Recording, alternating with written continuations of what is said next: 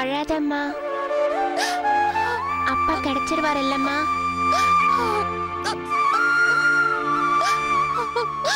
இன்னைக்குள்ள எப்படியாவது அப்பாவை தேடி கண்டுபிடிச்சிருவாண்டி. நம்ம கண்டிப்பா ஊருக்கு போயிடுவோம். இந்த வீட்டுல இருக்கிற மாமா ரொம்ப ரொம்ப நல்லவரு. உங்க அப்பாவை கண்டிப்பா தேடி கண்டுபிடிச்சு கொடுத்துருவாரு.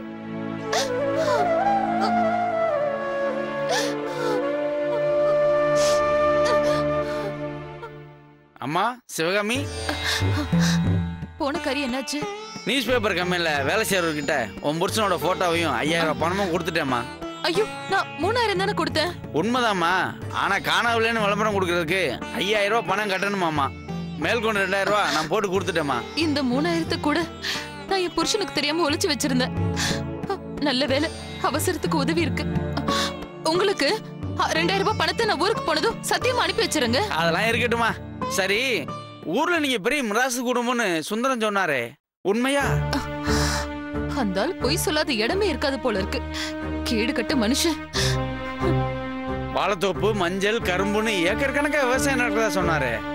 ஆனா நீ 100க்கு 50க்கும் கஷ்டப்படுற மாதிரி தெரியுது. உண்மையை சொல்றேங்க. அவர் சொன்னது எல்லாமே போய். 5 லட்சம் ரூபாய் கூட என் புருஷன் எங்களுக்கு தெரியாம திருடிட்டு வந்ததுதான். நாங்களே ரேஷன் கடையில அரிசி பருப்பு வாங்கிதான் வாழ்ந்துட்டு இருக்கோம். அடப்பாமே, அப்புறம் சுந்தரம் எவ்வளவு பெரிய பொய் சொன்னாரு? அவருக்கு தெரிஞ்ச ஒரே விஷயமே பொய் சொல்றது மட்டும்தான். ஒரு நல்ல கம்பெனில கை நிறைய சம்பாதிக்கிறதா சொல்லிதான் என்னையே கல்யாணம் பண்ணிக்கிட்டாரு. அடப்பாவி. அவ்வளவு எங்க எமனே இவர் முன்னாடி வந்து நின்னு உயிர் எடுக்க போறேன்னு சொன்னா எனக்கு உயிர் கிடையாது, நான் கல்லு செல்லன்னு சொல்லி திருப்பி அனுப்பிடுவாரு. ஆனா ஆளை பார்த்தா அப்படி தெரியலையாம்மா. அதுதான் அவரோட பலம்.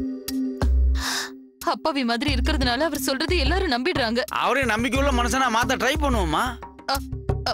இத பாருங்க, ஆனா நீங்க தந்த இந்த 2000 ரூபாய நான் உங்களுக்கு கண்டிப்பா திருப்பி கொடுத்துறேங்க. பரவாயில்லம்மா. உன் புருஷன் 5 லட்சத்தோட வந்தப்ப அவர் காசு நான் நிறைய செலவு பண்ணிருக்கேம்மா. அதை திருப்பி கொடுத்தா நினைச்சுக்கிறேன். இந்த மாதிரி பெரிய மனசு உள்ளவங்கள நான் பார்த்ததே இல்லைங்க. உங்களை நான் என் கூட பிறக்காத அண்ணன் நினைச்சுக்கிறேன். எல்லாம் கடவுள் சித்தம்மா. சரி, நம்ம போலீஸ் ஸ்டேஷன் போயிட்டு வந்துருமா? போலீஸ் ஸ்டேஷன்ல புகார் கொடுத்தா உடனே என் புருஷனை கண்டுபிடிச்சு கொடுத்துருவாங்கல்ல? அட என்னம்மா நீ, தப்பிச்சு ஓடுறவனையும் தலைமறைவா திரியவனையும் கண்டுபிடிக்கிற போலீஸ் உள்ளூர்லயே இருக்க உன் புருஷனை கண்டுபிடிக்க மாட்டாங்களா? வாமா வாமா. ஏங்க, அவங்களுக்கு ஏதாவது பணம் கொடுக்க வேண்டியதா இருக்குமா? அதெல்லாம் ஒண்ணு வேணாமா, நான் பாத்துக்கிறேன். நீ வா. வாடி.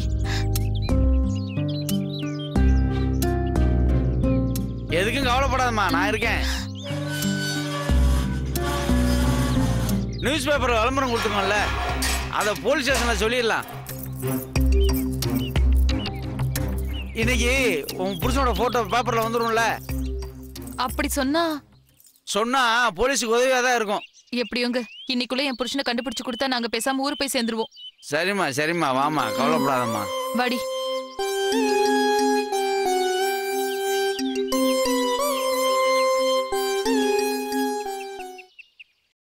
வாமா வாமா சுகாமி, வா வா. ஏட்டியா, வணக்கம் ஏட்டியா. வா பெரும்புள்ளி, எப்போ நீ மட்டும்தான் வருவ? இப்ப குடும்பத்தோட வர ஆரம்பிச்சிட்ட? ஐயா ஐயா, இது என் பொண்டாட்டி இல்லையா? புரியுது புரியுது. உன்ன மாதிரி கிரிமினல் எல்லாம் இன்னொருத்தன் பொண்டாட்டியோட தான் குடும்பம். பேசாதீங்க ஐயா, என்கிட்ட உதவி கேட்டு வந்திருக்காங்க ஐயா. ஆடு ஓனாய்கிட்ட உதவி கேட்டுச்சா? ஐயா, இப்ப நான் திருந்திட்டேன் ஐயா, என்னை நம்புங்க ஐயா. ஏமா இவனை நம்பி இவன் கூட வந்திருக்கா? சார், என் புருஷனை காணோம் சார். ஆமாய்யா. உன் கூட குடும்பம் நடத்துறதுக்காக இவனே உன் புருஷனை ஏதாவது பண்ணிருப்பான். டேய், அங்க போய் உட்காரு. உன்னை விசாரிச்சா உண்மை தானா வெளியே வரும். ஐயோ சார் சார், நேத்து சாயங்காலம் 3 மணிக்கு தான் சார் நானும் என் புருஷனும் சென்னைக்கு வந்தோம். எங்களுக்கு வாட்டர் பாட்டில் வாங்குறதுக்காக போன மனுஷன் திரும்ப வரவே இல்ல. என்ன ஆனார்னே தெரியல. உன் புருஷன் போட்டோ இருக்காமா? இல்ல சார், ஒரே ஒரு போட்டோ இருந்தது. நியூஸ் பேப்பர் விளம்பரத்துக்காக அதை கொடுத்துட்டேன். எப்படிமா போட்டோ இல்லாம மத்த ஸ்டேஷனுக்கு தகவல் அனுப்ப முடியும்? செல்போன்ல இருக்கு சார். ஏமா இன்ஸ்பெக்டர் வரட்டும், அவர் வந்து விசாரிப்பாரு. அது வரைக்கும் நீ போய் கொஞ்சம் ஓரமா போய் உட்காருங்க. சரிங்க, வாங்க. டேய், நீ கீழே உட்காரு. சரியா? சார் சார், அவர் எனக்கு ஹெல்ப் பண்ண வந்தவர் சார். அவரை போய் அவன் பெரிய மோசடி கும்பலை சேர்ந்தவமா. அவன் மேல எல்லா ஸ்டேஷன்லயும் கம்ப்ளைண்ட் இருக்கு. ஆனா அவர் வீட்டுல தான் நான் நேத்து நைட்டு தங்கி இருந்தேன். ரொம்ப கண்ணியமா நடந்துக்கிட்டாரு சார். நீங்க இவன் மேல வச்சிருக்கிற நம்பிக்கை வேற, போலீஸ் இவன் மேல வச்சிருக்கிற நம்பிக்கை வேறமா.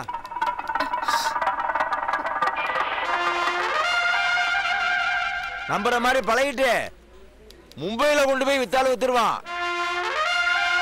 இவன் பெரிய கிரிமினல்மா. சார் நான் திருந்திட்டேனே, அந்த கடவுள் தெரிஞ்சா போதும். சார் என்ன ஏட்டு எவனை தூக்கிட்டு வந்திருக்கீங்க? வணக்கம் சார். டேய், ஜாமீன்ல வந்து 2 நாள் ஆச்சு. அதுக்குள்ள என்னடா பண்ணி தொலைச்ச? நான் ஒண்ணுமே பண்ணல சார், இந்த பொண்ணுக்கு உதவி செய்ய போனேன். என்ன ஏட்டு உளறா? ஐயா, புருஷனை காணோம்னு புகார் கொடுக்க வந்திருக்காங்க ஐயா. இவன் கூட வந்திருக்கான். இவங்க வீட்டுக்காரர் தான் சார். எப்ப இருந்துமா காணாம போனாரு? நேத்து சாயங்காலம் நாங்க சென்னைக்கு வந்தோம் சார். தண்ணி பாட்டில் வாங்க போன மனுஷனை காணோம் சார். எந்த ஏரியால காணாம போனாரு? லட்சுமி நகர் பஸ் ஸ்டாண்ட் கிட்ட காணாம போயிட்டார் சார். ஏட்டையா, போட்டோ வாங்கி ஸ்கேன் பண்ணி எல்லா ஸ்டேஷனுக்கு அனுப்புங்க. போட்டோ இல்லையா சார்? ஆமா, போட்டோ இருந்தா தானமா தேட முடியும். வச்சிருந்த போட்டோவை பெரும்புள்ளி வாங்கிட்டு போய் பத்திரிகை ஆபீஸ்ல தந்து காணவில்லைன்னு விளம்பரம் கொடுத்திருக்காராம். அப்படி செஞ்சது நல்ல விஷயம் தானே சார்? செல்போன்ல என் புருஷனோட போட்டோ இருக்கு சார். சரி சரி, குடுமா, நான் பாத்துக்கிறேன். குடுமா, டவுன்லோட் பண்ணி எல்லா ஸ்டேஷனுக்கு நான் அனுப்பி வைக்கிறேன். இவரா இவரா வீட்டுக்காரு? சார், இவர் உங்களுக்கு தெரியுமா சார்? தெரியுமா, நேத்து ஒரு கேஸ் விஷயமா ஏட்டு ஸ்டேஷனுக்கு கூட்டு வந்தாரு. அவர் இப்ப எங்க சார் இருக்காரு? அனுப்பி விட்டுட்டமா. கண்டுபிடிச்சிட்டாரு. ஏமா, மனித உரிமை கழகத்துல பிரசிடென்டா இருக்காரு. அவர் எப்படிமா நான் உள்ள உட்கார வைக்க முடியும்? அட பாவி மனுஷன், இங்கே ஏதோ சொல்லி ஏமாத்திருக்காரு போல. எங்க போனாரு?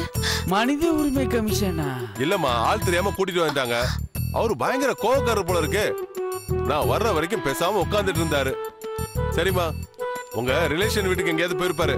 நீங்க போன் பண்ணி பார்க்க வேண்டியதானே? சார், அது நீங்க தானே சொன்னீங்க அவர் கோவத்துல இருக்காருன்னு. அதான் அவர் யாருக்குமே போன் பண்ணல போல. என் பையன் என்னன்னா, அவர் ரொம்ப வாய் பேசுவாரு. அதனால அடிக்கடி சிக்கல்ல மாட்டிப்பாரு சார். அப்படி ஏதாவது நடந்திருக்குமோன்னு தான் நான் இங்க வந்தேன். பயப்படாம போங்கம்மா, ஒண்ணும் ஆகாது. ரொம்ப தேங்க்ஸ் சார். இல்ல சார், உண்மை என்னன்னா என்னன்னு அவர்தான் சொல்லிட்டாருல. நாம போலானே. அவரு யாருக்காவது ஃப்ரெண்டுக்கு பிரச்சனைன்னு போயிருப்பாருன்னு. அவர் வந்துருவாருன்னு. நான் ஊருக்கு கிளம்புறேன்னு. வாங்கண்ணே போலாம். சரி சார், ரொம்ப தேங்க்ஸ் சார். நான் கிளம்புறேன். நீ கிளம்பு. நான் பாத்து. ரொம்ப தேங்க்ஸ் சார். சிவகாமி, இப்ப என்னமா பண்றது? தெரியலண்ணே. ஆனா அவருக்கு எதுவும் ஆகலன்னு தெரிஞ்சதுல எனக்கு அதுவே போதும். அவர் எப்படி ஊருக்கு வந்து சேர்ந்துருவாரு. நானும் ஊருக்கு கிளம்புறேன். அண்ணே, அதுக்கு மட்டும் கொஞ்சம் ஹெல்ப் பண்ணுங்கண்ணே. சரிம்மா, வீட்டுக்கு போலாம் வா. வாடி.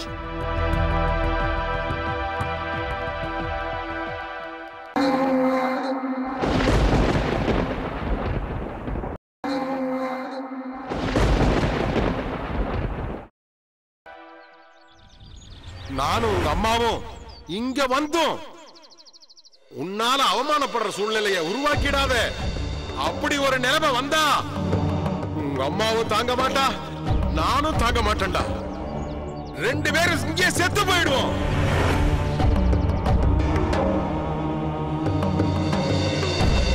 கார்த்திக், நீங்க எவ்வளவு தடவை கேட்டாலும் என்னோட ஒரே பதில் நான் இன்னொருத்தருக்கு மனைவியாக போறவங்கிறது தான்.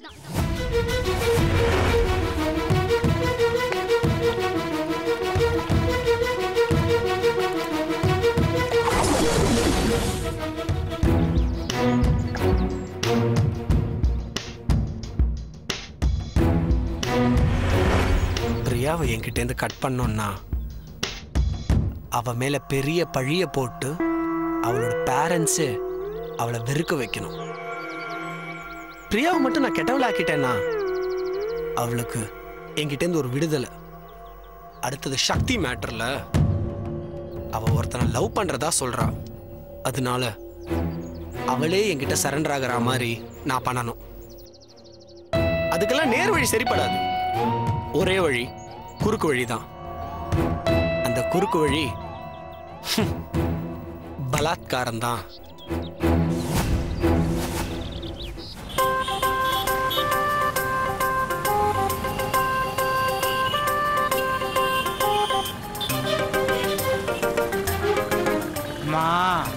ஆண்டவா என்ன பாவம் எப்போ பண்ணேன்னு தெரியலையே. போன ஜென்மத்தில் பண்ண பாவம் இல்லை, இந்த ஜென்மத்தில் பண்ண பாவம் தான் பொண்டாட்டி பிள்ளைங்க விட்டு அலையிறேன். நான் தப்பண்ணேன், பொண்டாட்டி என்ன தப்பா? நான் பாவம். அவள் எங்கே இருக்காளோ, எப்படி தவிச்சிட்டு இருக்காளோ.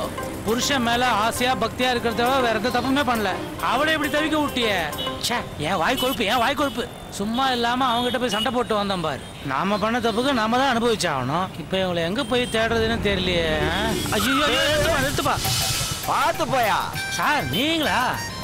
சார் தெரியாம ஒன்றும் வண்டி மேல போதிட்டேன் சார். இதுக்காக ஒரு கேஸ் போட்டு ஸ்டேஷனை உள்ள தள்ளி முட்டி தட்டிடாதீங்க சார், ப்ளீஸ் சார். 2 நாளா சோறு தண்ணி இல்லாம என் பொண்டாட்டியும் கொஞ்சம் தேடி அலைஞ்சிட்டு இருக்கேன் சார். யோ, சிவகாமி உன் பொண்டாட்டி தானையா? சிவகாமின்றீங்க? என் பொண்டாட்டி பேர் உங்களுக்கு எப்படி சார் தெரியும்? எங்க இருக்கா, எப்படி இருக்கா? சொல்லுங்க சார். உன காணாமல ஸ்டேஷன்ல கம்ப்ளைண்ட் கொடுக்க வந்தாங்க. அப்புறம் யோ இரியா, நீ போயிட்டேன்னு சொல்லி அனுப்பிச்சோம். ஐயோ என்ன சார் இது? யார் கூட சார் அனுப்பி வச்சீங்க? என்னங்க சார் நீங்க? எங்க போவா, எப்படி போவா, அவளை யாருக்கு தெரியுங்க? ஒரு ஃப்ராடு ஒருத்தனை கூட கூட்டிட்டு வந்துச்சியா, அவன் கூட அனுப்பிச்சு வச்சோம். ஃப்ராடுன்னு வேற சொல்றீங்க, அவன் கூட வேற அனுப்பிச்சு வச்சேன்னு சொல்றீங்க. அவன் எங்க சார் இருக்கான்? அவன் அடிக்கடி ஸ்டேஷனுக்கு வருவான் போவான். அவன் ஒரு கிரிமினல், கவலைப்படாத. அவனால உன் பொண்டாட்டி பிள்ளைக்கு ஆபத்து வராது, நான் பாத்துக்கிறேன். Sir thanks sir. அவன் வீடு எங்க சார் இருக்கு? வலசரவாக்கத்துல 3வது தெருவுல 6வது வீடு. சார் நான் இப்பவே அங்க போறேன் சார். ஆனா அங்க வைஃப் இல்ல, மறுபடியும் ஸ்டேஷனுக்கு தான் சார் வருவேன். நான் இப்பவே கிளம்புறேன் சார்.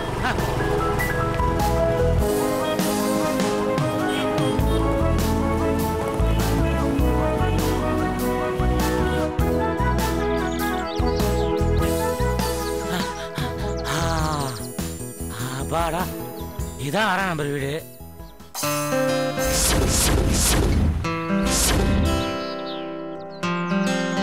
பூட்டி இருக்க, எங்க போயிருப்பாங்க? போலீஸ்காரர் அந்த ஏதோ ஃப்ராடுன்னு வேற சொன்னார.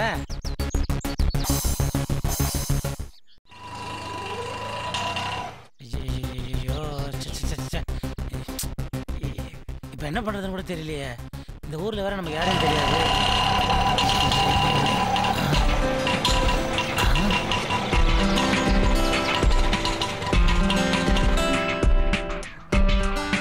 வாடி. வா. அப்பா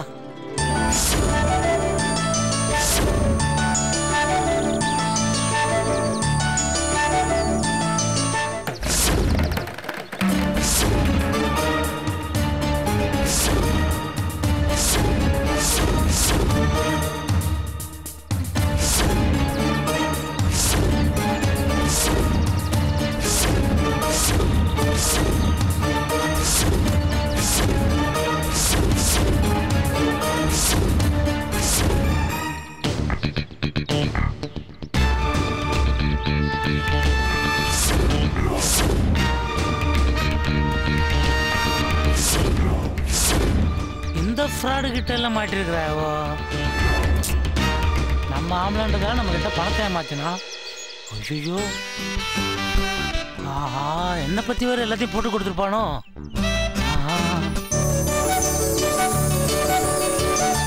அப்பா அப்பா பாடி என் செல்லம் தங்கமே, 2 நாளா ஒண்ணு பார்க்காம கஷ்டப்பட்டு போயிட்டேன்டி. அப்பா செல்லம் எப்படி இருக்க செல்லம்? சாப்பிட்டே செல்லம், தண்ணி குடிச்சா செல்லம்? எங்க அவர் வந்துட்டாரு. எனக்கு இப்பதான் சந்தோஷமா இருக்கு. இப்பதான் எனக்கு சந்தோஷமா இருக்கு செல்லம். எங்கேயே போட இல்ல அது தண்ணி போட்டு வாங்கிட்டு வரேன். நீங்க 2 பேரும் தவிக்க விட்டுட்டு சொல்றேன். எங்கேயே போய் தொலைஞ்ச? இருமா கொஞ்சம். தெரியாத ஊர்ல நான் குழந்தை வச்சுட்டு எவ்வளவு கஷ்டப்பட்டு தெரியுமா? அண்ணே நீங்க போங்கண்ணே. என்ன சிவகாமணி, வேணும்னு விட்டு போனா அழாத அழாத அழாத. நீ எனக்கும் அழகா வரும். உனக்கு என்ன தெரியும்? நான் உன்னை பிரிஞ்சு போய் போலீஸ் ஸ்டேஷனுக்குலாம் போய் எவ்வளவு கஷ்டப்பட்டு மீண்டு வந்திருக்கேன். அது தெரியாம நீ என்கிட்ட அப்படி கத்துறியே. எனக்கு வந்த பிரச்சனை மாதிரி வேற யாருக்கும் வந்தா தெரியாது, அவ்வளவுதான். நாங்களும் உங்களுக்கு காணோம்னா போலீஸ் ஸ்டேஷன்ல போய் கம்ப்ளைண்ட் கொடுத்துட்டு வந்தோம். ஐயோ சிவகாமி, நான் உனக்கு எவ்வளவு கஷ்டத்தை கொடுத்திருந்தாலும் நான் தொலைஞ்சு போன உடனே என்ன தேடி கண்டுபிடிச்சு விடுங்க போலீஸ் ஸ்டேஷன் வரைக்கும் போயிருக்கியே. உன்ன மாதிரி ஒரு பொண்டாட்டி கிடைக்க நான் பூர்வ ஜென்மத்துல பெரிய புண்ணியம் பண்ணிருக்கணும். என் பட்டுக்குட்டி. ஆமாங்க, நீங்க ஈரோடு மனித உரிமை கமிஷனோட பிரசிடென்ட் சொன்னீங்களாமே. அது வந்து இது அதர்மத்தை அழித்து தர்மத்தை நிலைநாட்ட இறைசக்தி செய்த ஒரு செயல் அது. ஓ, அந்த குட்டிச்சத்தனோட சித்து வேலையாது. எங்க அது காணோம்? எனக்கு நியாயம் வழங்குறதுக்காக தர்மத்தை நிலைநாட்டுறதுக்காக நான் சொன்ன அந்த போய் தப்பு இல்லதா?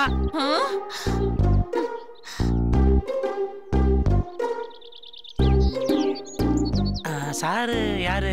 வணக்கம். அடப்பாவி, தெரியாத மாதிரியே நடிக்கிறானே. உங்களுக்கு கூச்ச கடவுள் மாதிரினா யாருன்னே தெரியாத எங்க 2 பேருக்கும் அடைக்கலம் கொடுத்த கடவுள் இவர்தாங்க. ஓஹோ, பேரு பெரும்புள்ளி. அப்படியா? ரொம்ப சந்தோஷம். என் ஒய்ஃபுக்கும் குழந்தைக்கும் நீங்க செஞ்ச உதவிக்கு ரொம்ப ரொம்ப நன்றி சார்.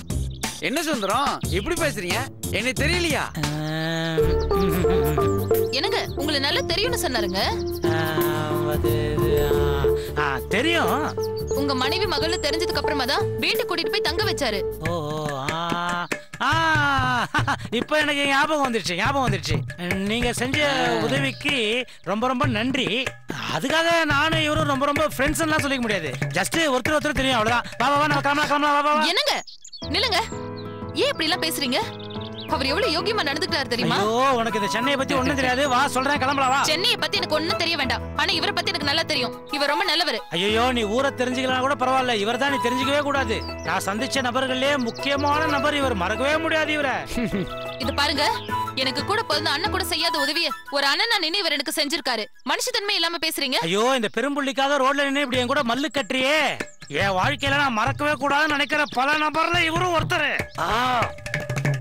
சுந்தரம், நான் பழைய பெரும்புலி இல்ல. என் வாழ்க்கையில விழுந்த கரும்புலியை துடைக்கிறத காண்டி இப்ப நல்லவனா திருந்தி வாழ்ந்துட்டு இருக்கேன் ஐயா. நான் திருந்திட்டேன் சொல்றவங்க என்கவுண்டரை போட்டு தள்ளுறாங்க. நல்லா ஞாபகம் வச்சுக்கோ. சிவானி வாணி, நம்ம கிளம்பலாம்.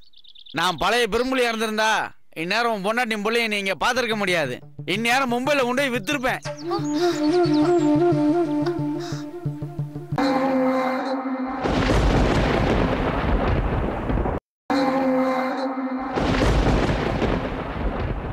நேரம் பொண்டாட்டி பிள்ளைய நீங்க பாத்திருக்க முடியாது. இந்நேரம் மும்பைல கொண்டு போய் வித்திருப்பேன்.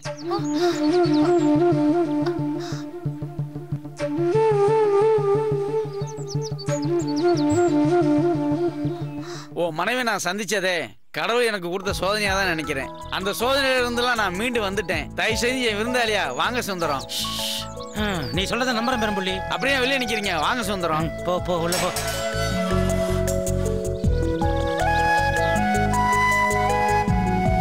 இது வரைக்கும் இருந்த வீடெல்லாம் விட இந்த வீடு நல்லா தான் இருக்குது. டேய் Sundaram, you're a lucky fellow. எங்க போனாலும் உனக்கு தண்ட சோறு போடுறதுக்கும் எடுப்பு வேலை செய்யறதுக்கும் ஒரு அடிமை மாட்டான். Thank you god, thank you so much.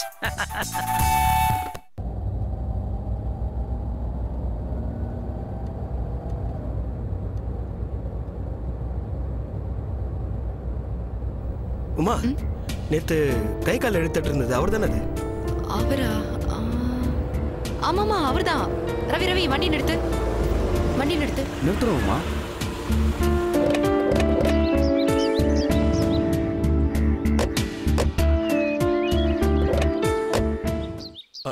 அம்மா வாங்கம்மா.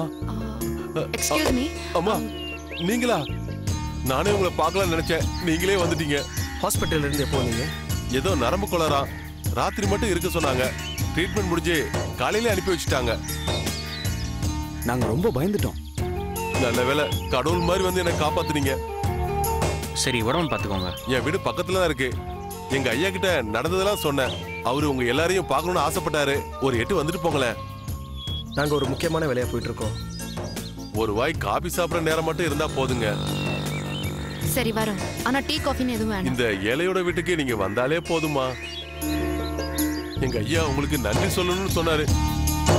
எங்க வீடு பக்கத்துல தான் இருக்கு. வாங்கம்மா, வாங்கயா ஐயா, வாங்கயா ப்ளீஸ்யா, வாங்கயா வாங்க, வாங்கயா வாங்க வாங்க, வாங்கயா வாங்கயா, வாங்க வாங்க வாங்க வாங்க. இங்கதான் பக்கத்துல தான் இருக்கு. வாங்க, இந்த பக்கம் தான். வாங்க வாங்க வாங்கம்மா, வாங்க ஐயா, வாங்கயா ஐயா, ஐயா ஐயா எந்திரிங்கயா. அன்னைக்கு என் உசுரை காப்பாத்துறாங்கன்னு சொன்னல, அவங்க வந்திருக்காங்கயா.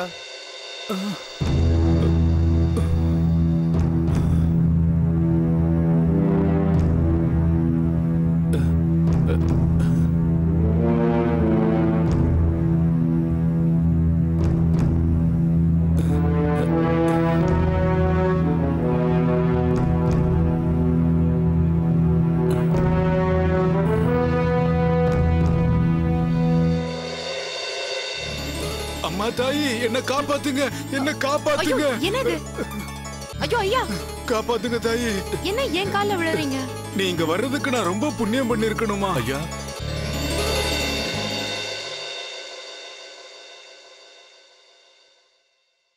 ஐயா, இவங்க வெளியூர்ல இருந்து வந்திருக்காங்கயா. ஆனா இப்பதானே 70 வருஷத்துக்கு முன்னாடி இவங்க வெள்ளக்கார தேசத்திலிருந்து வந்த ஜான் ஆண்ட்ரூஸோட மக.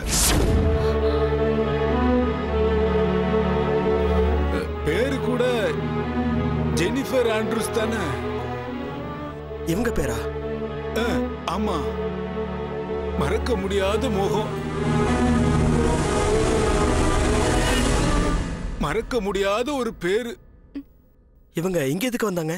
இந்தியாவை வெள்ளக்கார ஆண்ட சமயத்துல இந்த ஜில்லாவுக்கு கலெக்டரா வந்தவர் ஜான் ஆண்ட்ரூஸ். நான் எப்படி இங்கிலாந்துல பிறந்தேன்? இது உங்களுக்கு புனர்ஜென்மம். நீங்க லண்டன்ல பிறந்தது பூர்வ ஜென்மம். ஐயா, கொஞ்சம் தெளிவா சொல்ல முடியுமா? வெள்ளக்காரங்க கிட்ட தேசம் அடிமைப்பட்டு கிடந்தப்ப இங்க கலெக்டரா வந்தவர் தான் ஜான் ஆண்ட்ரூஸ். நம்ம ஜனங்க மேல அதிகமான பாசத்தோட இருந்தவர்.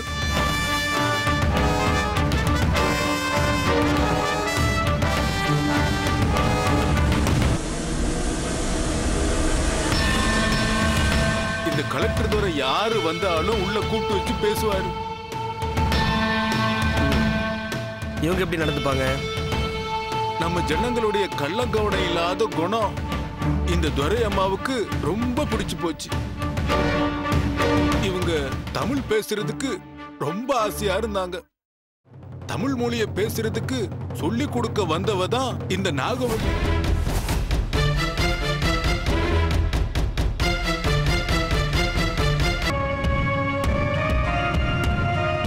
நாகவல்லி மேல ஜெனிஃபருக்கு ரொம்ப பிரியம். கலெக்டர் பங்களாவை தாண்டிட்டா துரையம்மாவோட காலு பிளஸர் கார்லயோ குதிரை வண்டிலயோ தான் ஏறும். நாகவல்லி கூட துரையம்மா பழக ஆரம்பிச்ச பிறகு ஊருக்குள்ள தெருவுக்குள்ள வெறுங்காலோட நடக்க ஆரம்பிச்சிட்டாங்க. நாகவல்லிக்கு ரிப்போர்ட் கொடுக்கறது தான் வேலையா? நாகவல்லி ஒரு அம்மன் பக்த. அதே பங்களாவுல செங்கல்வர் ராயன்னு ஒருத்தன் வேலைக்கு வந்தான். அவனை கலெக்டர் துறையில இருந்து எல்லாருமே ராமு ராமுன்னு தான் கூப்பிடுவாங்க.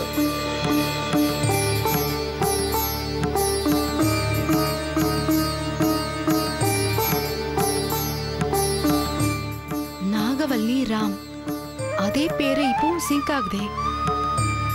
அப்ப சக்தி தான் நாகவல்லியா?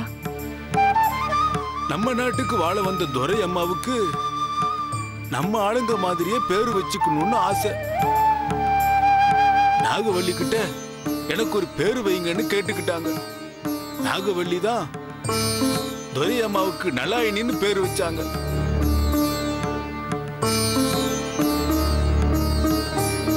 அதுக்கப்புறம் துரை அம்மாவை ஊருக்குள்ள எல்லாருமே நலாயினி நலாயினின்னு கூப்பிட ஆரம்பிச்சாங்க. ஐயா, போன ஜென்மம் இந்த ஜென்மம்னு சொல்றீங்க, 70 வருஷத்துக்கு முன்னான்னு சொல்றீங்க. போன ஜென்மத்தில் இவங்க எத்தனை வருஷம் வாழ்ந்தாங்க? கொஞ்சம் பொறுங்க தம்பி. உமாவுக்கு மறுபெயர் மர்மமா? என்னோட பிறவியை அவிழ்க்க முடியாத முடிச்ச மாதிரி இருக்கு ஸ்ரீதர். உமா, பூர்வ ஜென்மத்தில் இருந்தவங்க தான் இப்ப ராம் ராமாகவும் நாகவல்லி சக்தியாகவும் இருக்காங்கன்னு தெளிவா புரிஞ்சு போச்சு.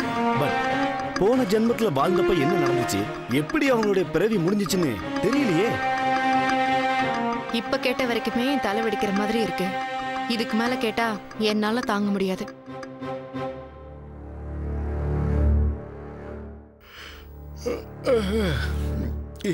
இதேதான்.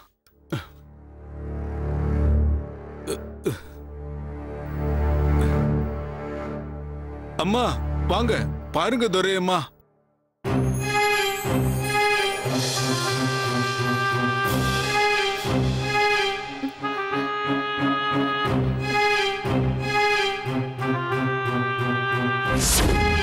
கொடு.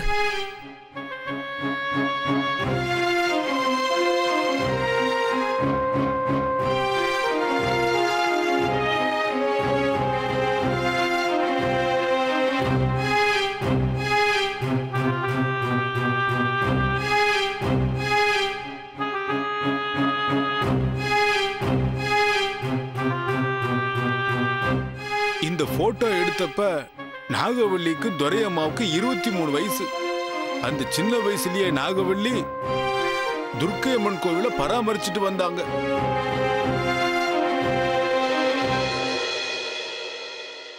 சத்தியமான தெய்வம்.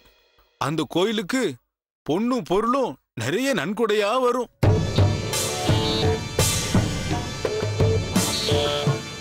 அது கொள்ளையடிக்க சில துஷ்டர்கள் திட்டம் போட்டாங்க. இன்னொரு செய்தியும் இருக்கு.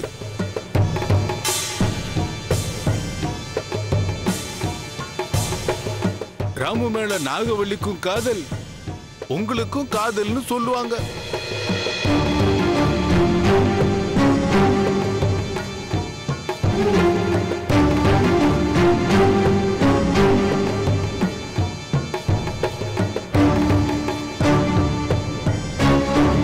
இவங்களுக்கும் ராம் மேல காதல் இருந்ததா? ஆமா, ஆனா நாகவல்லிய ராமு விரும்புற விஷயம் துரையம்மாவுக்கு தெரியாது.